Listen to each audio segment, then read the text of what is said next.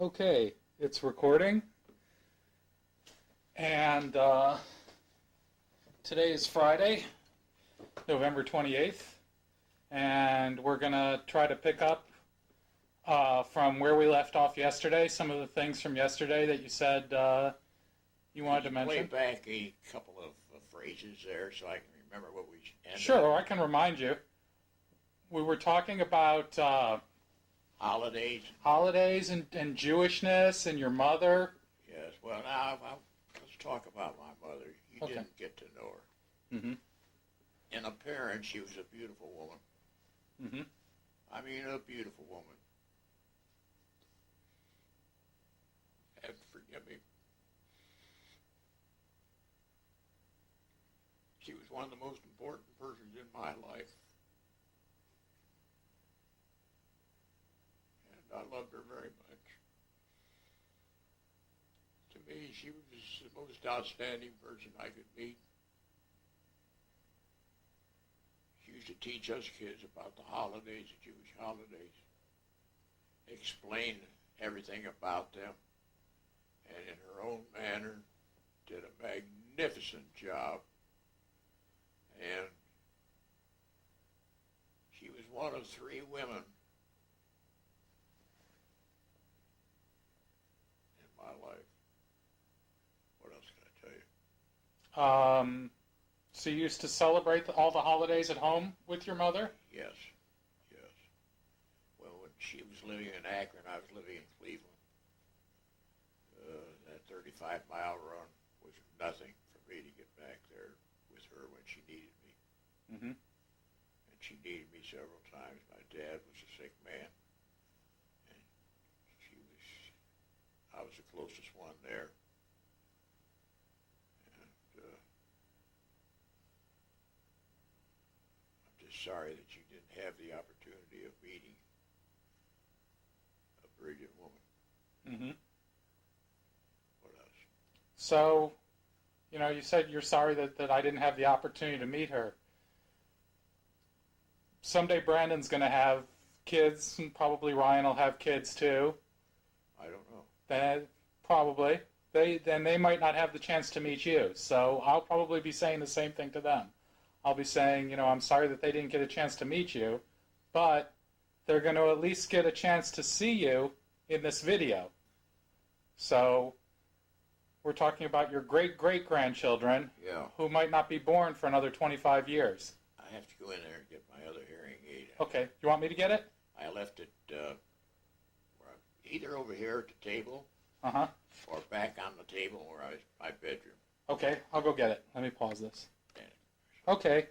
So I'm just wondering if there's anything you want to say to Brandon's and Ryan's children who might not be born for another 25 years yet about what it's like, about what it means to be an Arnold, what it means to be the great-great-grandson of Irving Arnold, what the Arnold family means and stands for.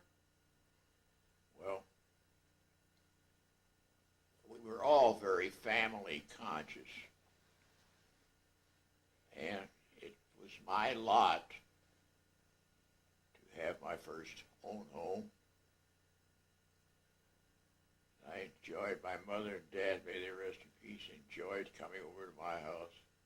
I had a small home on a beautiful lot, and we used to have picnics out there and parties, and I rigged up a lighting system so we had parties late at night. Mm-hmm. I used to invite my neighbors so that they wouldn't complain Mm-hmm. about any noise. And my son Nate had a little orchestra, and he used to entertain with that. And we just had a good time. Mm-hmm. And it was just a brotherly feeling throughout the family. Mm-hmm. They had a place where they could come together and meet and enjoy each other's company. Mm-hmm. And the second most influential person in my life, she was really number one, was Hilda. Mm-hmm. Not only a beautiful woman, but smart as a whip, and also very family conscious.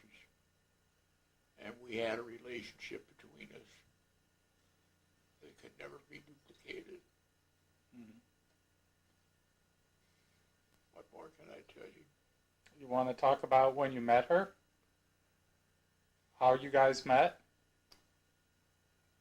Well, she came to Indianapolis to stay with her mother's friend. Her mother had a friend, and the friend happened to be my mother's cousin.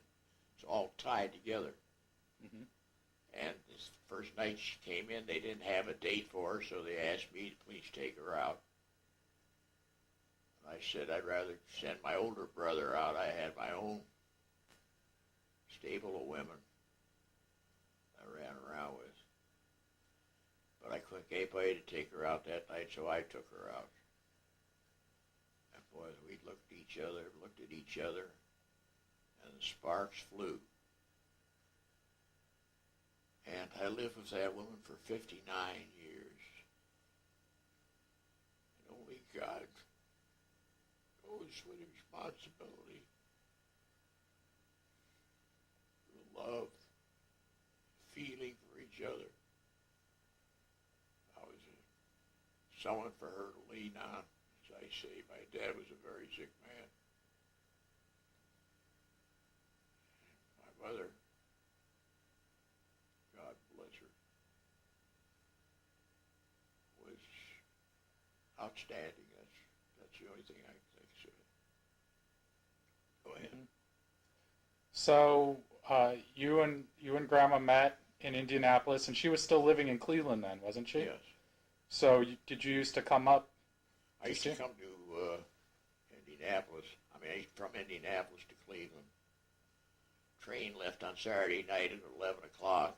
Got into Cleveland, Ohio at 7 o'clock in the morning. Mm-hmm. And I used to work at the fair store. And I'd work until closing time. Then I'd run over to the station, get on a train, be in Cleveland in the morning. We used to go out to dinner, go to a show or something like that. And at 2 o'clock in the morning, I would catch a train back to Cleveland. So Or back to Indianapolis? I'm sorry. Uh-huh. That's good. From Cleveland. Uh-huh. And that's the way it was. Uh-huh. And how long did... we went together back and forth for a year. Uh-huh. And I gave up my job in Indianapolis at the fair store and moved to Cleveland. I went to work for a couple of department stores. I was a suit and pants salesman. And after a year of knowing each other, we became engaged. And after a year of engaged, we got married. And that was a tough thing to do in those days. That was in 1936. Things were very, very tough financially. But as I said, we lived together for 59 years. And I think she loved me as much as I loved her. And I was just lucky, that's all. Mm-hmm. I tell you. Well, you want to talk about... And then, after 59 years, she passed away. And for 1 year there, I thought I would go insane. I didn't want to see anybody. I didn't want to hear from anybody. I just was so broken up about it. And then I met Amy. So the good Lord gave me my mother, gave me my wife, and gave me Amy. And I've been a lucky guy in that particular spot. Mm-hmm. You know Amy, and you know what kind of a person she is. She's as good-hearted as could be, big-hearted. Mm-hmm. And I know why she happens to like me, I don't know, but she does. She does so much for me. She's been a tremendous help. And she realizes that she'll never be able to replace Hilda. But they would have gotten along good if they'd have known each other. Mm-hmm. That's it. Okay. You want to talk about when you went to work for Cuyahoga Wrecking and Well, it was tough. I was living in Cleveland. I had part-time jobs and in a department store here, department store there. And Hilda's grandmother was a very strong woman. Her husband started Cuyahoga Wrecking Company, the wrecking business. mm-hmm. She made her son George, who was running Cuyahoga Wrecking Company, give me a job. And they gave me a job in the yard of the lowest man on the totem pole. And they worked me I never worked like that physically like I did then. Mm-hmm. It was a dirty, filthy job. But because they gave me a job when I was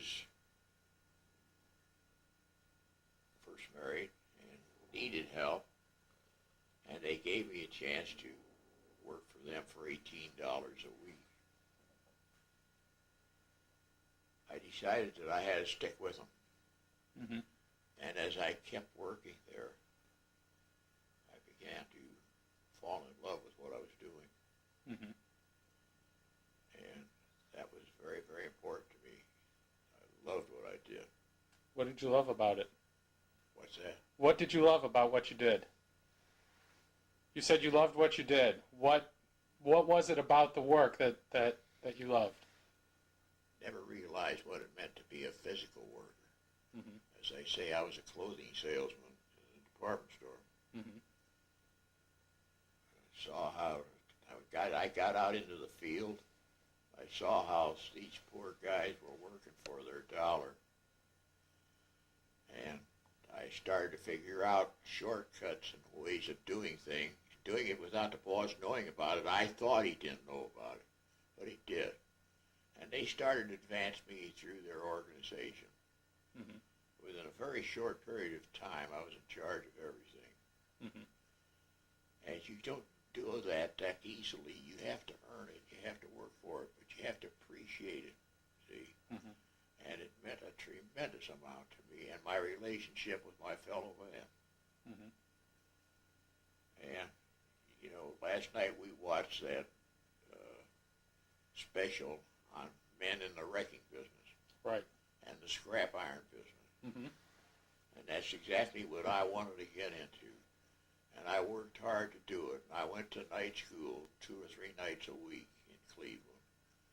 It was very difficult when you have a little baby and you're so crazy about them, and you have to come home from work, change clothes, and go right back to the college where you have a night class there. Mm-hmm. And it's tough. If you're single, okay, that's one thing. But if you're married and have a family, that's something else. And you can't put it all onto your wife. Mm-hmm. So I enjoyed what I did. I moved up the organization real fast. After 20 years, I decided it was time for me to make a change. Either go then and get my own business or go into another business. And I went for scrap business and the demolition business. It worked out very well, Mm-hmm. as you can see. Mm-hmm. Are there any wrecking jobs that are particularly outstanding in your mind? Well, I had one of the largest industrial demolition projects in the city of Cleveland. At the illuminating company, I had 365 days to clear the site, and it was a tremendous project. And I finished it in exactly 11 months. Mm-hmm. And the illuminating company was ecstatic because they gave them a chance to get ahead on their job. Mm-hmm. They were building right up behind me. As I was tearing down, they were building up. Mm-hmm. And you were mentioning yesterday that there was some competition to get that job? Yes, there was 3 of the largest demolition contractors in the United States were called in to bid on that job. And I was number 4. There were 4 of us, 3 or 4 of us. And I was there for 1 month. I went down to that job every day for 8 to 9 hours, and did my takeoff and learned how to do it as I was doing it, and did all of my estimating. And when these competitors were in there and they asked me who I was and what I was doing there, I said I was working for the illuminating company, which was a cold-blooded lie, but I didn't want them to know who I was. And after I was awarded the job, they wanted to work some kind of a deal out with me so that I could turn the job over to them, and I wouldn't do it because the illuminating company had a lot of confidence in me. I became their number one boy in doing demolition work for them. That's it. And wasn't there the Niagara Falls job was a big job? Niagara Falls job where they had the collapse of the cliff. We got that job very easily. I've spent some time down there, down at the bottom of the gorge, and I estimated it, and my estimate was pretty damn close to what actually happened. We did the job. Then I did a tremendous site clearance for, I can't think of the name of the company.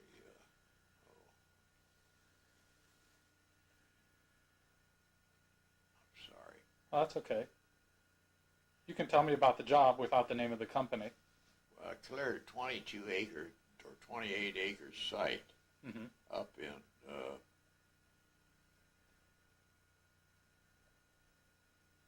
That wasn't the Painesville job, was it? no, this was up there for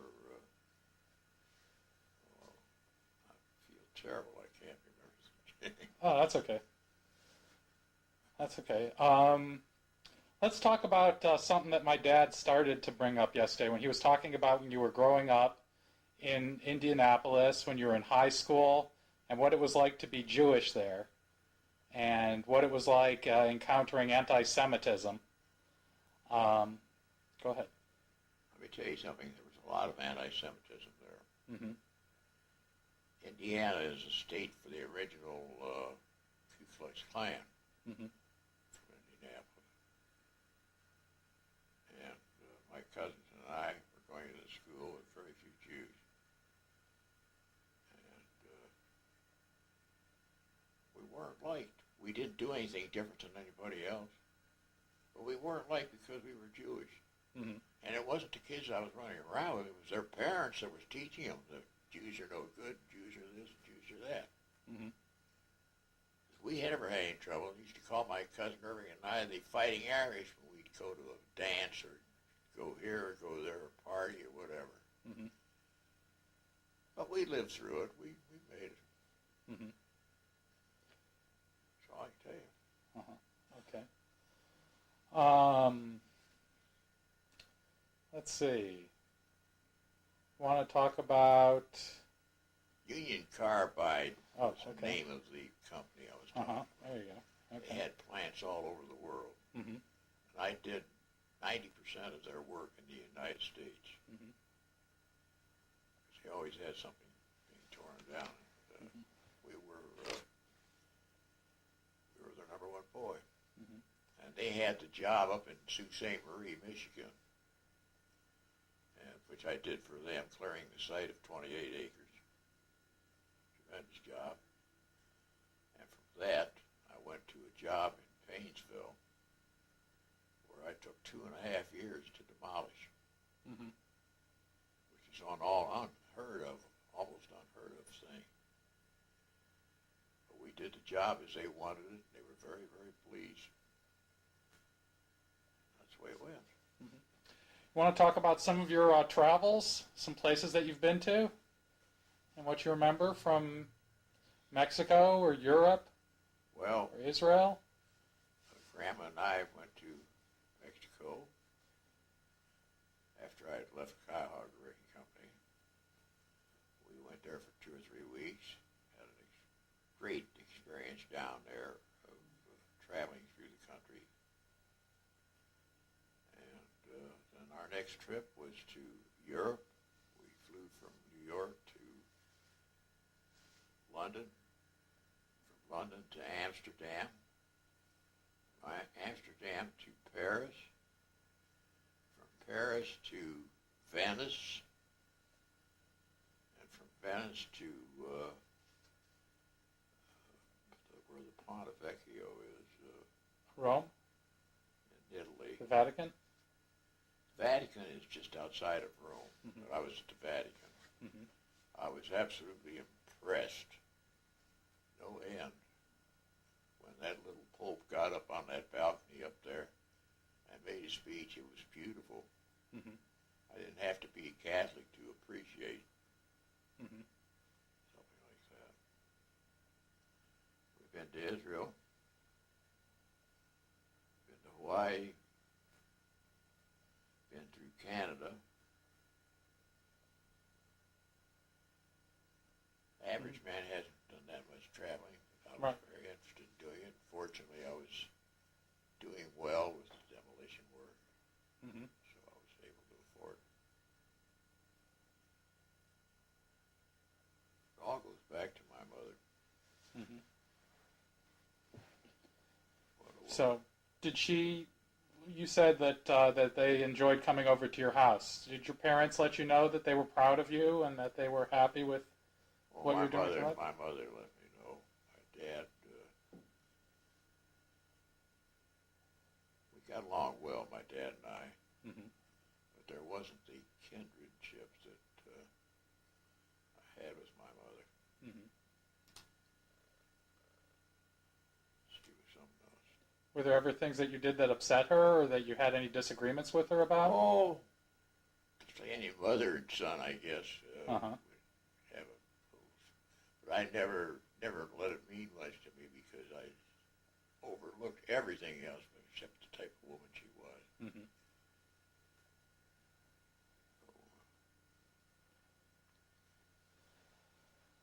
That's the way it goes. Want to talk about some of the cars you've owned? No, Okay. cars are cars. Okay. I don't know. I remember you told me you had one of the first Model Ts, didn't you? Well, one of the first Model Ts, my Uncle Sam had it and he couldn't drive. He didn't know how to drive. Uh-huh. My dad used to drive it. Mm-hmm. I used to sit in the front with my dad and Mm-hmm. watch how he did it. That's how I learned how to drive. Mm-hmm. But your grandmother, Hilda, she was the start of this whole thing. She and I were really in love with each other. And beautiful woman. Mm-hmm. Why she ever saw anything in me, I don't know. But I think she was very, very happy. Mm-hmm. I know I was. Mm-hmm. And our plans and hopes were more or less parallel with each other. Mm-hmm. And do you think you realized everything, all your plans and hopes came true for you? Beyond my hopes, Mm-hmm. beyond my desires. Mm-hmm.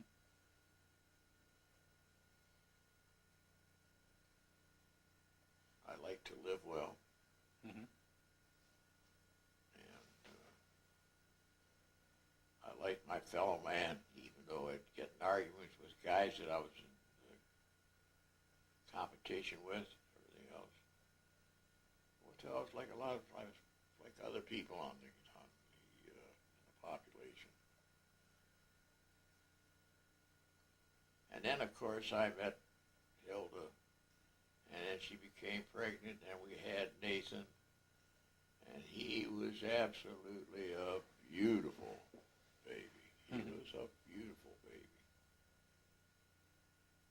And she got married. She brought me youth. I'm sitting here thinking about you when I lived on Gates Mills Boulevard. And you lived around the corner. You used to come over and see me almost every day. And I was kind of nuts about you, too. Mm-hmm. I thought I had the world by the ass. Mm-hmm. I mean, Mm-hmm. I had everything that I wanted. I had the family. I had a wife like that. I had a grandson. I had a son. What else could a man ask for? car, your dad, when he graduated from high school, I asked him what he wanted. He said he would like a TR3. Mm-hmm. That's a Triumph, Right. Foreign car. Mm-hmm. So that's a soft top. We went right down to the foreign car importer, and we imported a English TR3. And your dad, as big as he was, getting into that little car, like a little race car. Mm-hmm. Yeah, I've seen movies of it. That's who I had a good relationship with, Mm-hmm. my son. Mm-hmm. And are you proud of what he's done with his life? What's that? How do you feel about how he's turned out? Who, Nate? Yeah. Well, Nate's a very intense guy. Mm-hmm. And I think Nate is a very intelligent guy. And I think Nate has an awful lot of love in his heart for his wife and his children. Mm-hmm. And maybe a little for his father. Mm-hmm. I respect him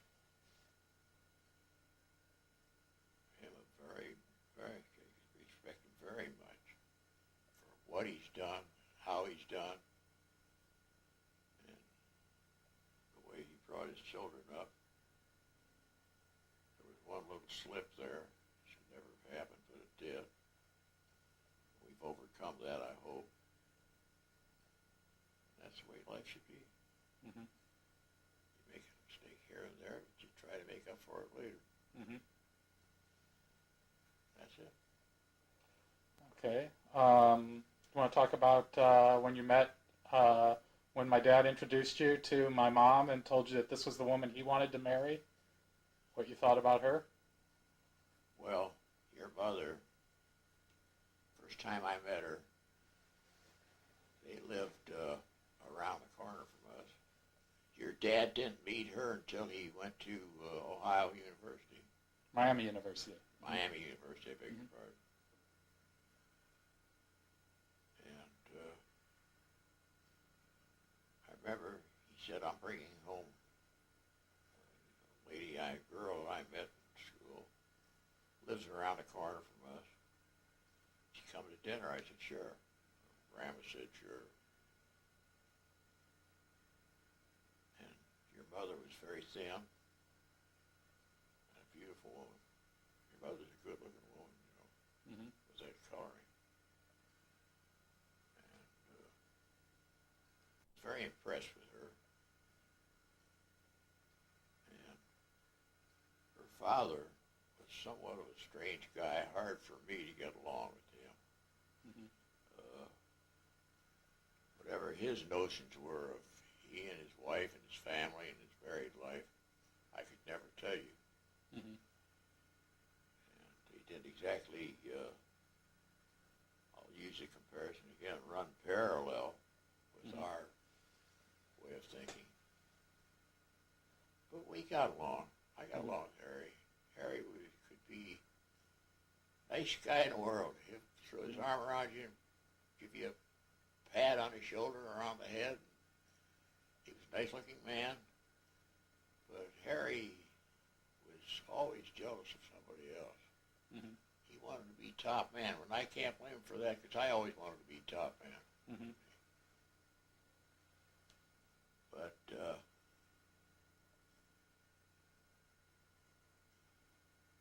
Harry and I didn't hit it off that well. Mm-hmm. What do you remember about Till? Well, Till was a very good-looking woman. Mm-hmm. Very intelligent woman. Mm-hmm. Very intelligent. And raised two nice children. Mm-hmm. You know, it's a job raising children, as you can see Mm-hmm. watching your brother's kids grow Mm-hmm. up now. Mm-hmm.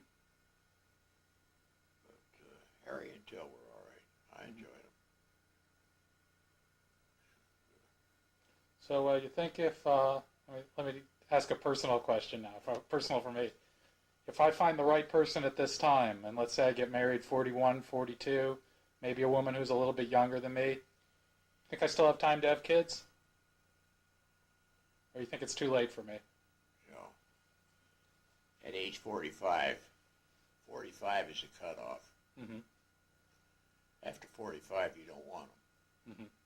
Not that you don't want to raise a family, but it just, you can't do it. Mm-hmm. And take care of yourself. Mm-hmm. Now, I had a partner, Dan Roblin, smart guy, nice guy. He was older than he should have been when his son was born. Mm-hmm. And I asked him that question, what does it mean to have a son at your age? He says, it's very difficult. He says, I can't go out and play baseball the way you do with your son. He says, I envy you and your son because you have a close relationship. You roll around in the grass and you do this and you do that. He says, but I can't do that. He says, I'm 45 years old. Mm-hmm. And it would be dignifying, and you wouldn't have they're just, he's too old. He doesn't have the relationship with his son that if he were 10 years younger, he would have a much better relationship. You understand that? Mm-hmm. You appreciate the fact that your dad and I are both on Social Security. Mm-hmm. That's a big feat. Mm-hmm. Can you get the picture? Mm-hmm. So you have to be, it has to be you and the person that you're having that child with, what your attitude is. You have to make up your mind that you make a commitment to raise him just like I raised mine.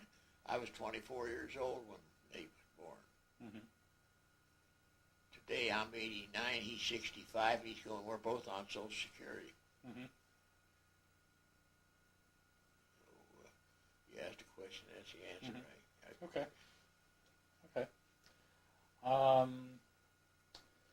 Let's see. What else can we talk about? You've been living down here in Florida about what, 23 years? 22 years. 22 years. Uh-huh. And you used to come here occasionally, I guess, for a few weeks or a few months a year. Yeah, I used to come down here just a few weeks. Uh-huh. And but other than that, you grew up in between Indianapolis and Cleveland. You had plenty of the rough weather, the cold snow. Well, nothing I can do about that. Uh-huh. I remember you told me once about that you got frostbite in your feet. Yeah. How did that happen? I was coming home from Sunday school Uh-huh. in Indianapolis. Uh-huh. Tremendous snowfall, Mm-hmm. and none of the buses or streetcars were running. We had a broken down automobile. So I thought the only way I'm going to get home is by walking. Mm-hmm.